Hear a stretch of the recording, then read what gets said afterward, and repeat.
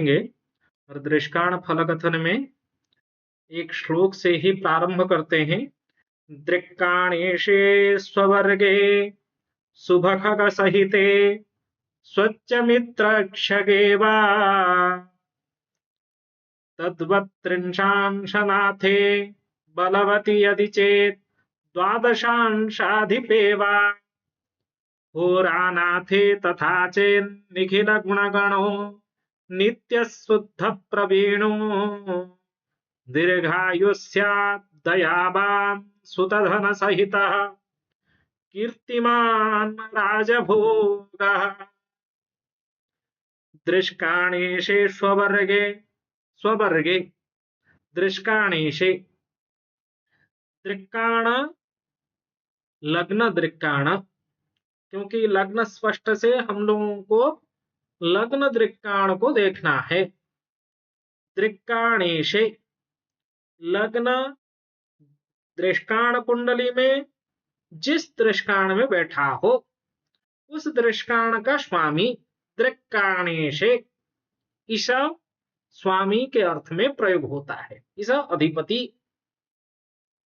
दृक्काणेशे स्ववर्गे, यदि लग्न स्थित दृष्काण उसका स्वामी स्ववर्ग में बैठा हो, स्ववर्ग कहने से अपने स्वराशि में, शुभ खग सहिते, शुभ ग्रह के साथ, सहित मतलब साथ में मिलके बैठा हो, स्व उच्च मित्र क्षगेवा, स्व उच्च राशि में अथवा स्व मित्र राशि में बैठा हो। तद्वत, तद्वत मतलब उसके जैसा। त्रिंशांशनाथे, लग्न जिस त्रिंशांश में स्थित है उस त्रिंशांश का अधिपति। तत् त्रिंशांशनाथे बलवती, बलवती कैसे बलवान होगा? स्ववर्ग में स्थित हो, शुभ ग्रहों के साथ मिलकर बैठा हो। यदि चेत द्वादशांशाधिपेवा, एक ही श्लोक में त्रिंशांश कुंडली द्वादशांश कुंडली का भी चर्चा कर रहे हैं।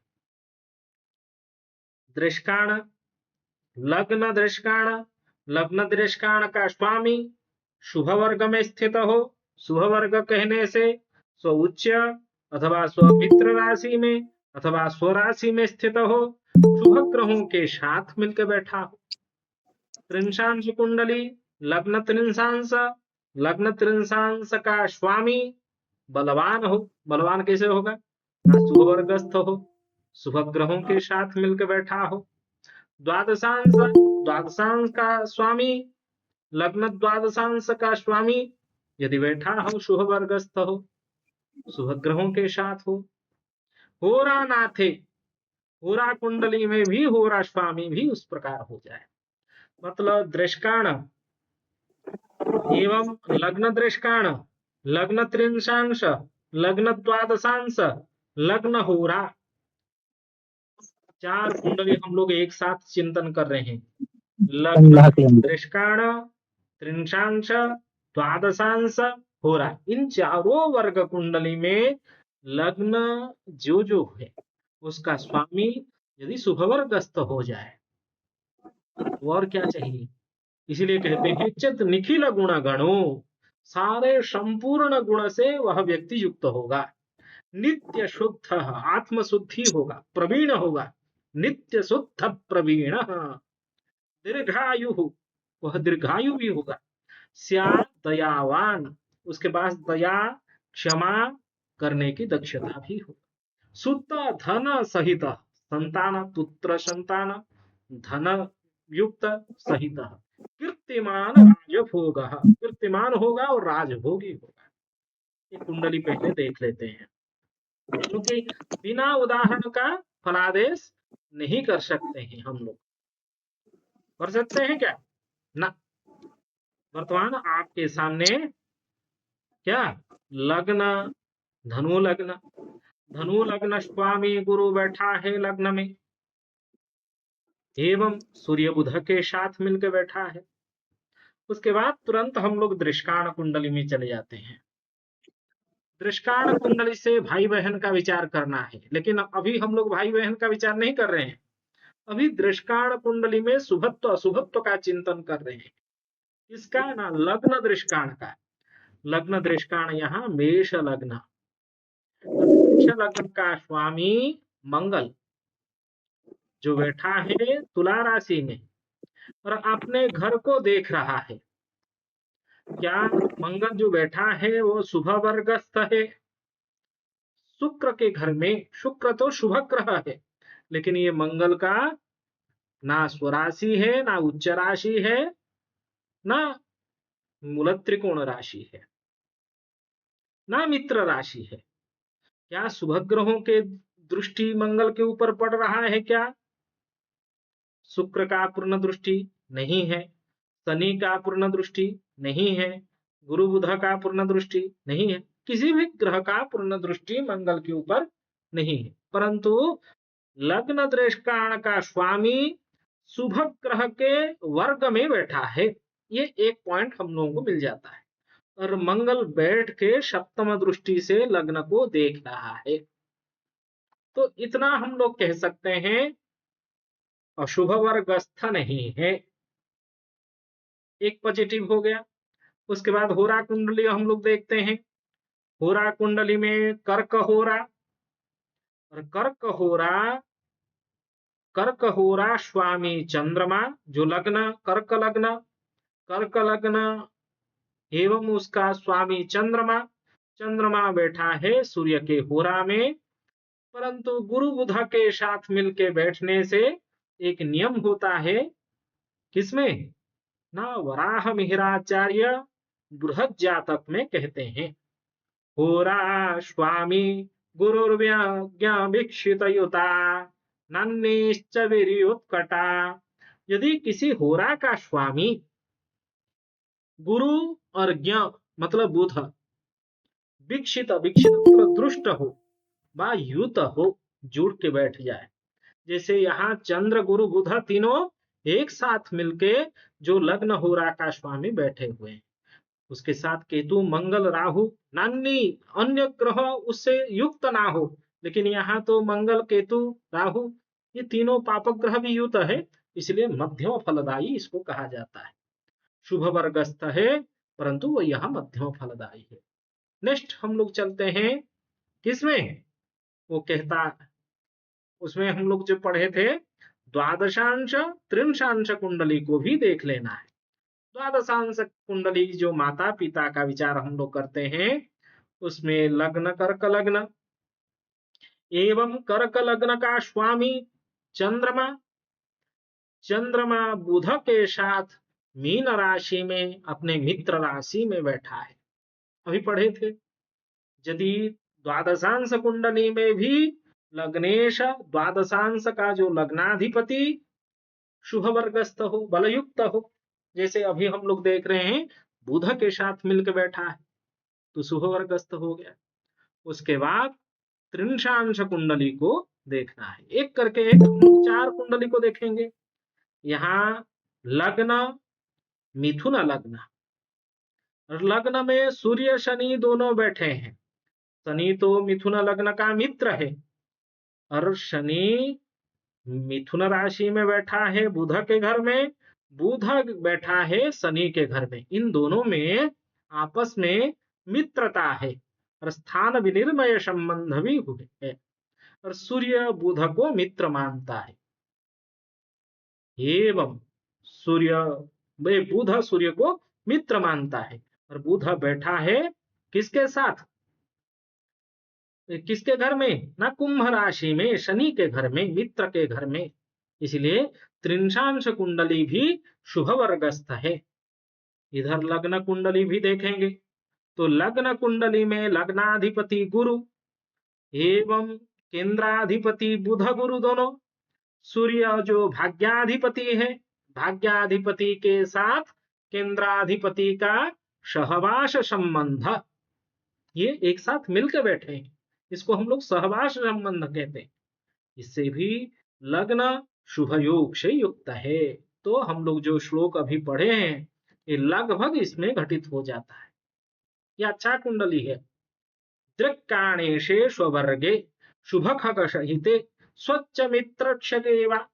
यहाँ प्राय लगभग मित्र राशि में सभी लोग हम लोग देखें, दृष्काण का स्वामी, त्रिंशांश का स्वामी, द्वादशांश का स्वामी, होरा का स्वामी मित्र राशि में स्थित है और शुभ वर्गस्थ किसी किसी में है और कहीं कहीं बलयुक्त भी है, जिससे निखिल नहीं होगा तो निखिल गुण गणो, अखिल संपूर्ण शुभ गुण से युक्त होगा, ऐसा तो नहीं हो सकता है, क्योंकि इसमें कई सारे अशुभ भी प्रभाव है, आगे हम लोग चिंतन करेंगे। तो कुछ ना कुछ शुभ गुण इसके मनुष्य के शरीर में, इस व्यक्ति में दृश्यमान होगा। नित्य शुद्ध होगा, प्रवीण होगा, दीर्घायु भी होगा, दयावान होगा, सुत एवं धन से युक्त होगा और कीर्तिमान राजभोग भी करेगा। लगभग हम लोग 100% यदि नहीं कहेंगे 75% ये शुभ फल की प्राप्ति होगा। इस प्रकार लक्षण में हम लोग क्या कर सकते हैं, फलादेश कर सकते हैं। समझ गए श्लोक को? दृक्काणेशे स्ववर्गे शुभ खग सहिते स्वच्छ मित्र क्षगेवा तद्वत् त्रिंशांशनाथे बलवती यदि चेत् द्वादशांशाधिपे वा होरानाथे तथा चेत् निखिल गुणगणो नित्य शुद्ध प्रवीणो दीर्घायुः स्यात् दयावान् सुतधन सहितः कीर्तिमान राजभोगः। ये हो गया संपूर्ण एक साथ लग्न का फल कथन। लग्न दृष्काण, लग्न द्वादशांश, लग्न त्रिंशांश, लग्न होरा। इसके बाद हम लोग चलते हैं एक दृष्काण कुंडली से हम लोग क्या क्या चिंतन कर सकते हैं। दृष्काण कितने प्रकार के हैं? राशे है त्रिभाग दृष्काण। तो दृष्काण प्रथम पंचम नवम के अनुसार ही दृष्काण का हम लोग ज्ञान करते हैं। प्रथम दृष्काण मतलब 0 अंश से 10 अंश तक प्रथम दृष्काण, उसका गिनती प्रथम ही होता है। और द्वितीय दृष्काण, क्योंकि एक राशि 30 अंश का हम लोग 3 भाग में बांटते हैं, एक भाग जो है वो 10 अंश का हो जाता है, इसलिए द्वितीय दृष्काण 10 अंश से लेके 20 अंश तक वह पंचम है। पंचम से ही हम लोग ज्ञान करते हैं। तृतीय दृष्काण क्या है ना, 20 अंश से लेके 30 अंश तक तृतीय दृष्काण। और नवमाधिपति, नवम से ही हम लोगों को ज्ञान करना पड़ता है। उदाहरण के लिए थोड़ा सा आप लोग किसी किसी को दृष्काण कुंडली पता नहीं होगा तो हम लोग यहाँ एक बार चिंतन कर लेते हैं दृष्काण कुंडली कैसे बनाते हैं। एक लग्न स्पष्ट आप लोग देख लीजिए, यहाँ धनु लग्न का कुंडली है। धनु लग्न में धनु लग्न का स्पष्ट जो है 19 अंश 8 कला 6 विकला है। तो तुरंत अंश को देख के हम लोग पता कर सकते हैं ये लग्न किस दृष्काण में है, प्रथम दृष्काण अथवा द्वितीय दृष्काण। कौन से दृष्काण में है? द्वितीय दृष्काण हुआ ना, क्योंकि 20 अंश के मध्य में है। 20 अंश 19 अंश 20 अंश के मध्य में होने के कारण द्वितीय दृष्काण हो गया। द्वितीय दृष्काण होने से हम लोगों को 5 गिनती करना पड़ता है। तो यहाँ लग्न स्पष्ट धनु का था, धनु से हम लोग 5 गिनती किए, धनु मकर कुंभ मीन मेष। इसीलिए दृष्काण कुंडली में लग्न क्या हो गया, मेष लग्न हो गया। इस प्रकार प्रत्येक ग्रहों का हम लोग दृष्काण कुंडली में ग्रह को कहाँ कहाँ बैठाएंगे वो 10 अंश 20 अंश 30 अंश के हिसाब से 3 पार्ट करके 5 के विचार करें। और एक उदाहरण देख लेते हैं सूर्य का। सूर्य बैठा है उसी धनु राशि में और अंश कितना है ना, 22 अंश 15 कला 56 विकला। ये जो 22 अंश है ना, 22 अंश है, वो 20 से अधिक है, मतलब द्वितीय दृष्काण से आगे है, तृतीय दृष्काण में है। तृतीय दृष्काण होगा तो हम लोग 9 तक गिनती करते हैं, 9 तक। जिस राशि में जन्म कुंडली में सूर्य बैठा है धनु राशि में, वहां से 9 तक गिनती करते हैं। 1 2 3 4 5 6 7 8 9 जो है वो सिंह राशि होगा। इसीलिए दृष्टान कुंडली में सूर्य सिंह राशि में अवस्थान करते हैं। समझ गए होंगे। और एक एग्जाम्पल चंद्रमा का, क्योंकि आप लोगों को उदाहरण पता नहीं चलेगा तो आप आगे जाके दृष्टांत का विचार नहीं कर सकते, इसीलिए मैं कह रहा हूं। अभी देखिए, चंद्र स्पष्ट 4 अंश 28 कला 38वीं कला, ये जो 4 अंश है ना, ये 10 अंश के मध्य में है। तो प्रथम दृष्टांत में, क्योंकि शून्य से 10 अंश प्रथम दृष्टांत हो गया, तो इसीलिए चंद्रमा लग्न कुंडली में भी कुंभ राशि में एवं दृष्टांत कुंडली में भी कुंभ राशि।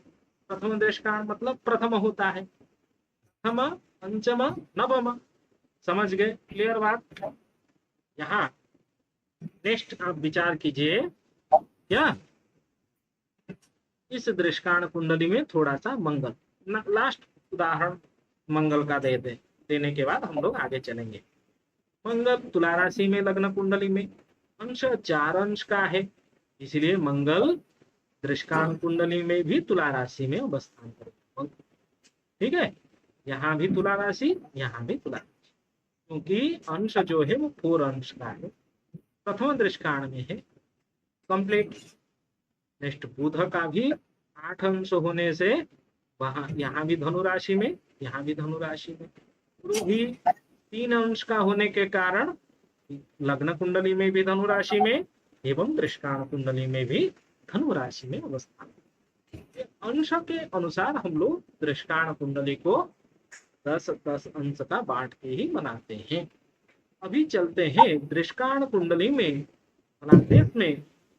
ये जो मैं चार्ट लिखा हूं ना, इसको थोड़ा सा ध्यानपूर्वक देखिए। जो चर राशि है, जैसे चर राशि मेष, कर्क, तुला, मकर, 1 4 7 10, माइक को ऑफ कर लीजिए। माइक ऑफ नहीं करेंगे तो दूसरे को डिस्टर्ब होता है, कोई है तो माइक ऑन करके रखिए। 1 4 7 10 जो चर राशि का दृष्टांत है, दृष्टांत कुंडली विचार करते वक्त यदि चर लग्न हो तो उसका प्रथम दृष्टांत शुभत्व होता है। यदि स्थिर लग्न हो उसका मध्यम दृष्टांत शुभत्व होता है, और दिशोभाव के दृष्टांत में तृतीय दृष्टांत शुभत्व होता है। जैसे यहाँ आप लग्न देखेंगे तो ये धनु लग्न है, और धनु लग्न का ये दिशोभाव होने के कारण तृतीय दृष्टांत शुभत्व होता है, परंतु ये द्वितीय दृष्टांत में लग्न स्पष्ट स्थित है, 19 अंश है, इसीलिए इसको हम लोग क्या कहते हैं ना, ये सम फलदायी है, मध्यम फलदायी है, संपूर्ण शुभ फलप्रद लग्न का नहीं होगा। समझ रहे हैं? ये चार्ट को आप लोगों को लिख देने से ही पता चल जाएगा। चर का प्रथम दृष्टांत शुभ, द्वितीय दृष्टांत सम, तृतीय दृष्टांत अधम, स्थिर अशुभ शुभ सम, और दिशुभाव अधम व शुभ सम शुभ। इस प्रकार शुभाशुभ का लग्न का दृष्टांत का विचार करना है। केसवीय जातक पद्धति एक ग्रंथ है, उसमें कहा जाता है स्त्री के खेटो चरमे नराह प्रथम के क्लीबो च मध्य तथा। ग्रहों का जब बल विचार करते हैं, इसमें दृष्टांत कुंडली में यह श्लोक आता है। जो स्त्री ग्रह है, स्त्री ग्रह कौन से हैं ना, चंद्र एवं शुक्र। स्त्री ग्रह चरम दृष्टांत में, चर में कहने से अंतिम दृष्टांत में बैठेंगे तो वह बलयुक्त होंगे, शुभ फल प्रद युक्त होंगे। नराह प्रथम के, नर मतलब पुरुष ग्रह, सूर्य मंगल गुरु, ये प्रथम दृष्टांत में शुभ फल प्रद होंगे। क्लीबो च मध्य तथा बुध शनि, मध्यम दृष्टांत मतलब 10 अंश से 20 अंश के मध्य में वह शुभ फलप्रद होंगे। याद हो गया? चर दृष्टांत में स्त्री ग्रह, अंतिम दृष्टांत पुरुष ग्रह, प्रथम दृष्टांत नपुंसक ग्रह, मध्यम दृष्टान, पुरुष, नपुंसक, स्त्री, याद करने से हो जाएगा। पुरुष प्रथम, नपुंसक मध्यम, स्त्री ग्रह अंतिम। इसके बाद अभी आप कुंडली देख लीजिए, ये ग्रह स्पष्ट से पता चलता है। सूर्य ये तो 22 अंश में है, इसलिए सूर्य अंतिम दृष्टान में होने के कारण सूर्य पुरुष ग्रह बलयुक्त नहीं होगा, मतलब उसको दृष्टान बल प्राप्त नहीं होगा। समझ रहे हैं? इसी प्रकार मंगल पुरुष ग्रह, परंतु 4 अंश में है।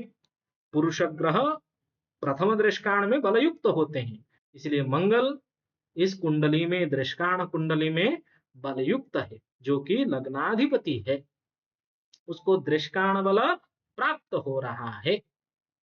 गुरु जो कि पुरुष ग्रह प्रथम दृष्टान में बली है, 3 अंश में है।